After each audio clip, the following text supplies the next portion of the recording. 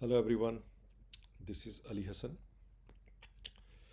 अच्छा जी, पिछले कुछ वीक से मैंने continuously how I can tell के जैसे सब लोग बोलते हैं कि कंपाउंडिंग करें, स्टॉक मार्केट को, इन्वेस्टमेंट को सट्टा मत समझें।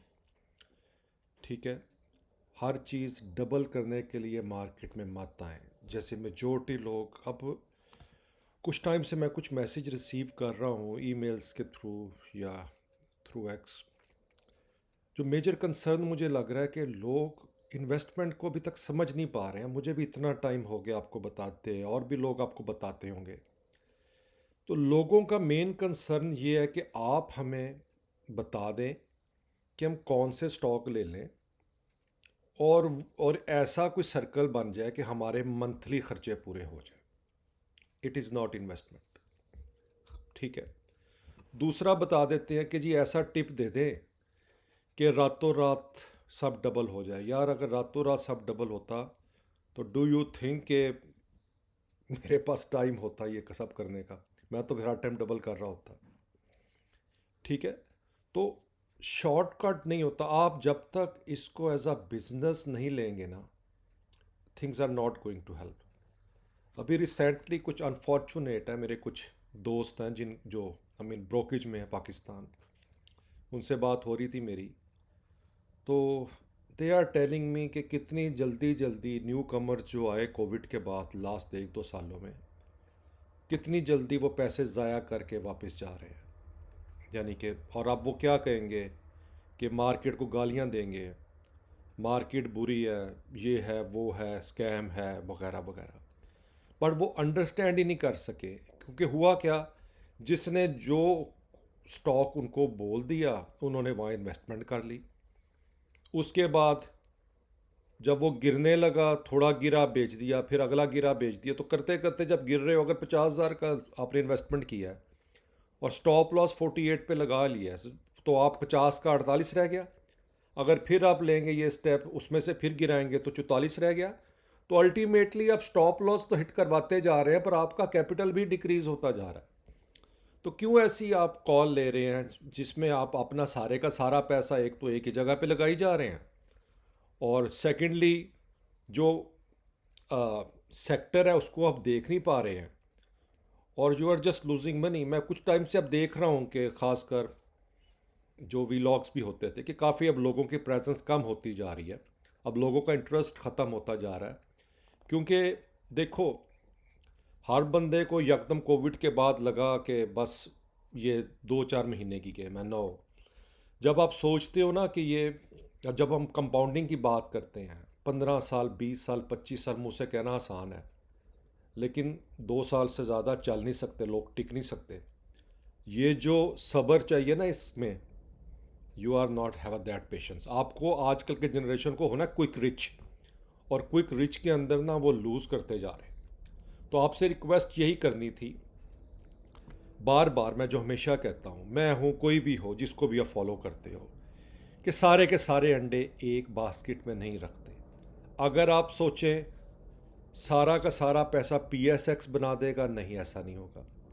सारा का सारा पैसा US बना देगा, इंडिया बना देगा, चाइना बना देगा, ऐसा नहीं होगा। आपको अल्टीमेटली अगर लॉन्ग रन रिच होना है, तो डिवर्सिफाइड पोर्टफोलियो को आपको डिवाइड करना पड़ेगा डिफरेंट सेगमेंट्स में।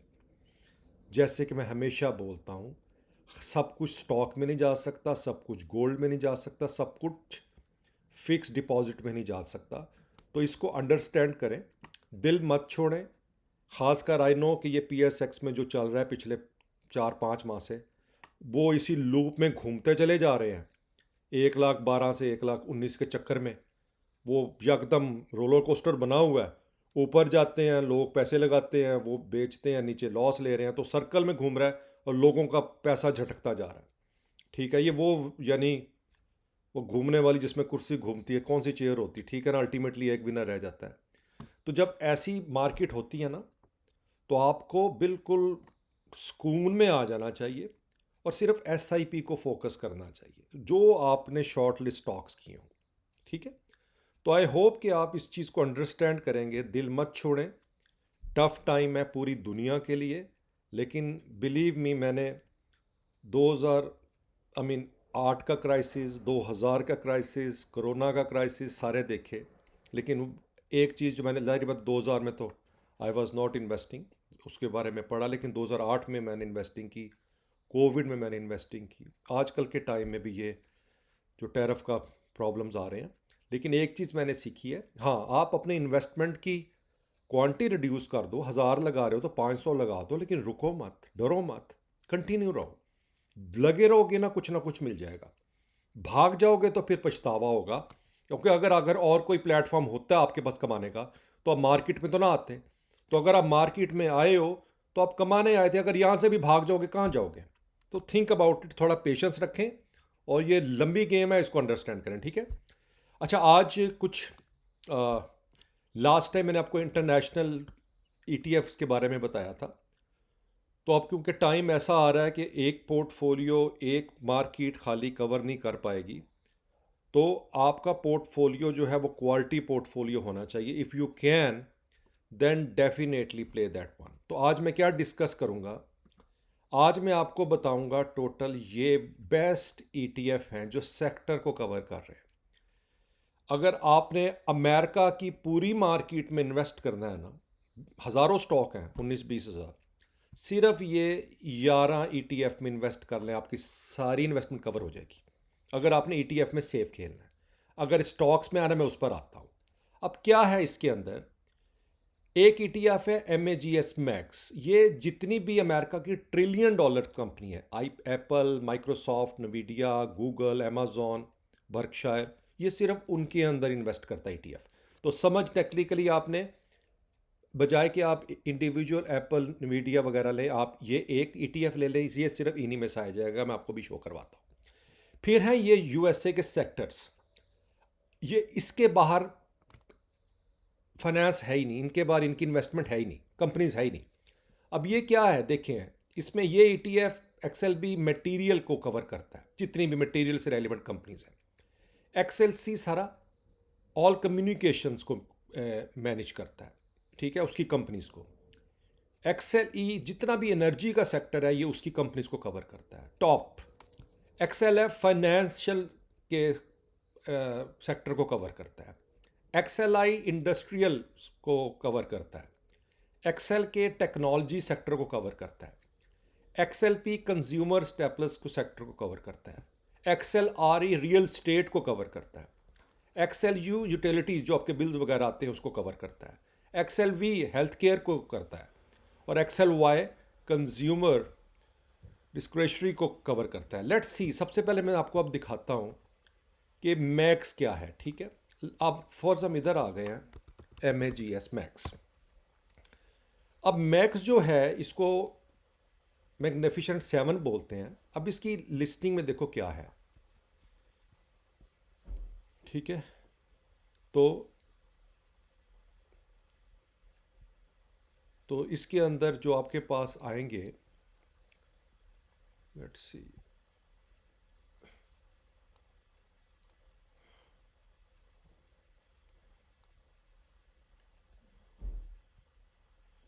ओके, सो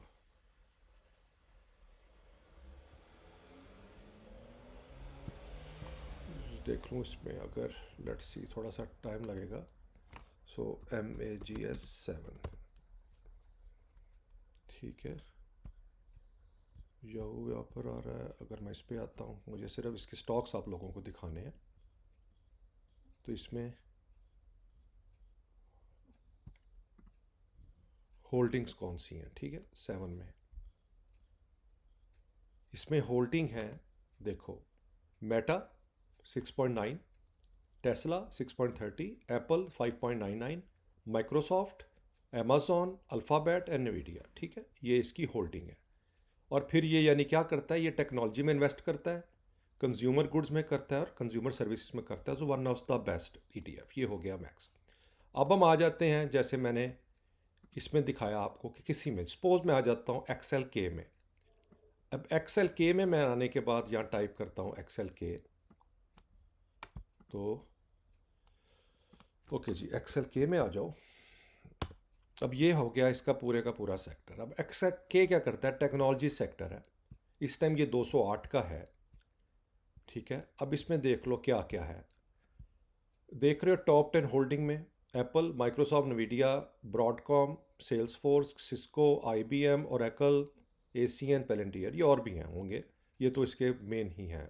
ठीक है, जो इसमें चल रहे हैं। और फिर ये सेक्टर की बात है, ये सिर्फ और सिर्फ टेक्नोलॉजी में 100% इन्वेस्ट करता है। ठीक है, ये हो गया आपका एक्सेल के का काम। अब हम आ जाते हैं कंज्यूमर एक्सेल पी में। अब मैं अगर एक्सेल पी में जाता हूँ तो एक्सेल पी कहाँ पर करता है इन्वेस्टमेंट।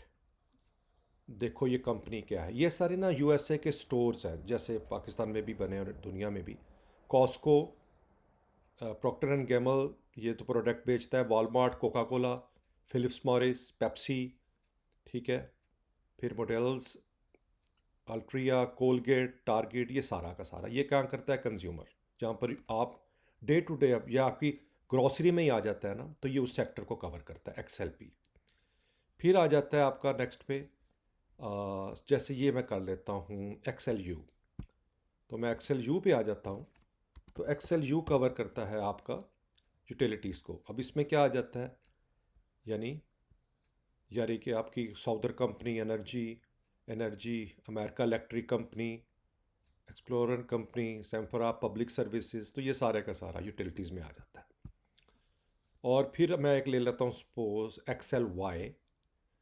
तो एक्सेल वाई में आ जाता है आपके लिए। ठीक है, कौन सी कंपनीज आ जाती हैं, Amazon, Tesla, Home Depot, McDonald, booking holding, TJX company, Lowe's, Starbucks, आप लोगों ने नाम सुना होगा, कॉफ़ी मिलती है, ओरेली, ये गाड़ी के पार्ट्स हैं, नाइकी।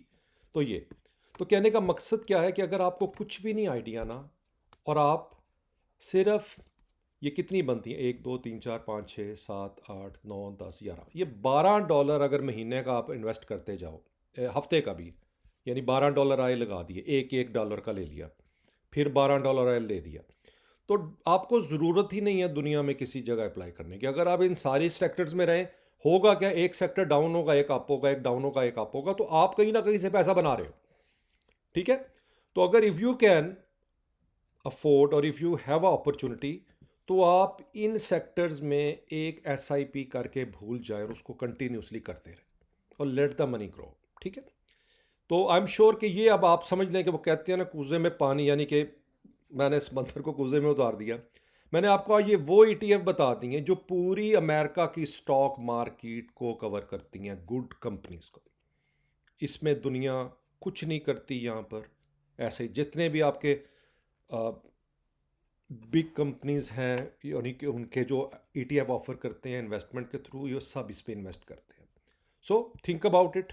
आपके पास ये ऑप्शन है, finance.yahoo.com में जाएं, और आई एम श्योर कि आप इसको थोड़ा सा सेल्फ स्टडी भी कर लीजिएगा। आई थॉट मैं आपको कवर कर दूं, क्योंकि खाली पीएसएक्स से बात नहीं बनने वाली आपकी, अगर आपने लॉन्ग टर्म में जाना है। फिर आ जाते हैं टॉप 25 स्टॉक्स। तो अगर आपको ये भी है कि नहीं अली भाई मैं वो ले लेता हूँ ईटीएफ में भी, मुझे कुछ 4 5 गुड स्टॉक है, तो मैं आपको जो एनालिस्ट की टॉप 25 पिक्स है ना वो बता रहा हूँ। इसमें अब क्या आ जाता है, एप्पल, माइक्रोसॉफ्ट, नवीडिया, अमेजॉन, गूगल, और गूगल के ये दो हैं। ठीक है, एक में वोटिंग राइट्स हैं, एक के नहीं, आप एक को भी ले सकते हो। गूगल, मेटा, ठीक है, Tesla, Broadcom, TSM, Taiwan semiconductor, Lilly, Eli Lilly, ये मेडिकल की कंपनी है, Walmart, JPM, Chase bank, Visa card, Philip Morris, master card, Exxon Mobil, Netflix, Costco, Oracle, United Health, Procter and Gamble, Home Depot, SAP और HDFC bank.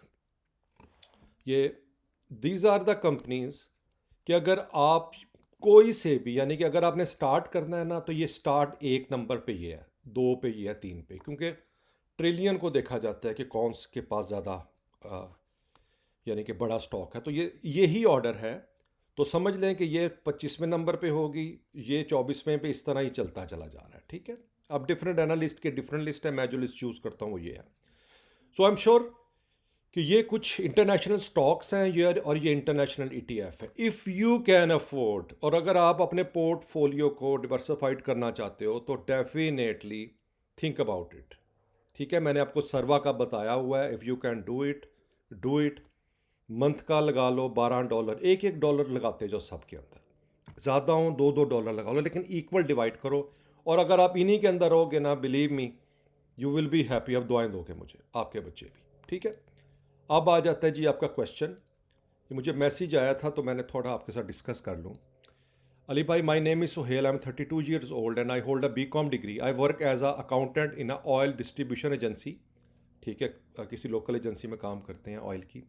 And in my free time I also work as a food delivery person. और शाम को free time में मेरा ख्याल आपका food पांडा, Uber ईट वगैरह होता है, तो फूड डिलीवरी का काम भी करते हैं शाम को, delivering food to people home. My monthly income is ₹55,000, 55,000 कमा रहे हैं।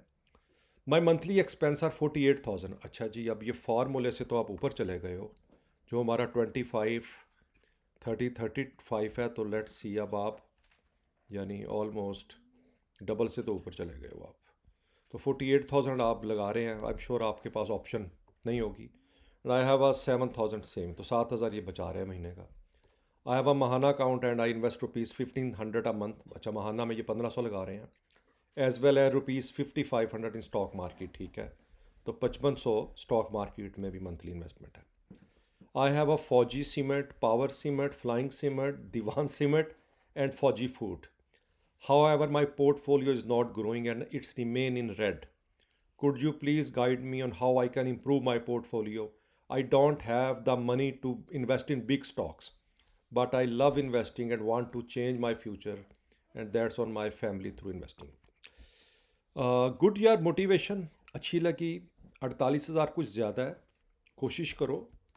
ठीक है, कि आप इसका जो है वो उतना ही यूज़ करो। आपकी एज 32, तो आप मैक्सिमम जो लगा सकते हैं 44,000 आपका फिक्स्ड और डिज़ायर पे जा सकता है। तो आपको जो सेव करना चाहिए वो ऑलमोस्ट 11,000 करना चाहिए, 7 की जगह।